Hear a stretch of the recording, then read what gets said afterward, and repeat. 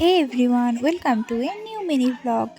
তো এই দিন ছিল আমাদের তিনজনের, মানে আমার, মহুয়ার আর সঞ্চিতার একটা হোম পার্টি বা মিনি পিকনিক বলতে পারো। তো ফার্স্টে আমরা স্টার্টার খেয়ে নিলাম। তো স্টার্টারে ছিল চিকেন ললিপপ, যেটা আনা হয়েছিল মাদারসার থেকে। আর তারপর ছিল আমাদের ফেভারিট মাটন বিরিয়ানি আরসালানের, যেটা আমরা তিনজন খেতে খুব ভালোবাসি। কিন্তু সেই দিন এই বিরিয়ানিটা জানি না অতটা টেস্টি ছিল না।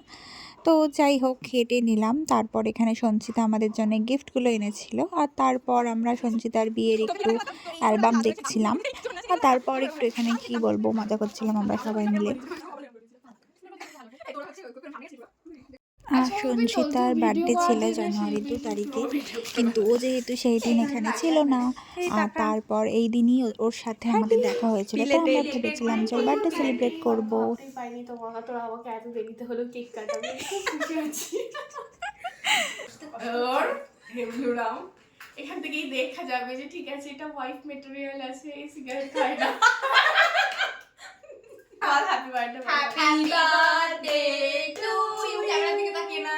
Happy birthday to you, happy birthday dear Sanchita, happy birthday to you. ভালো খাই দিস না, আমি খাওয়ালে খেতে হচ্ছে।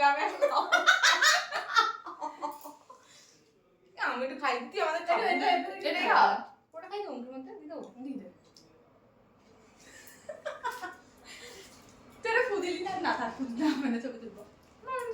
কত ছবি তুলবি রে? আর ছবি তুলতে তো হবে, ভিডিও বন্ধ করে ছবি তুলবি। দেখ আমাকে এমন thank you so much, most welcome, most welcome.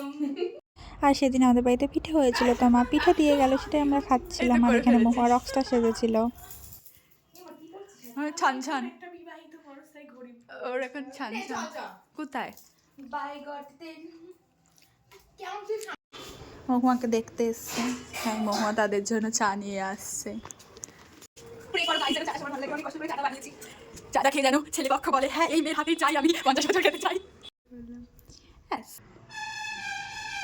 বন্ধুরা তোমরা চা খাবে? বন্ধুরা বন্ধুরা তোমরা চা খাবে?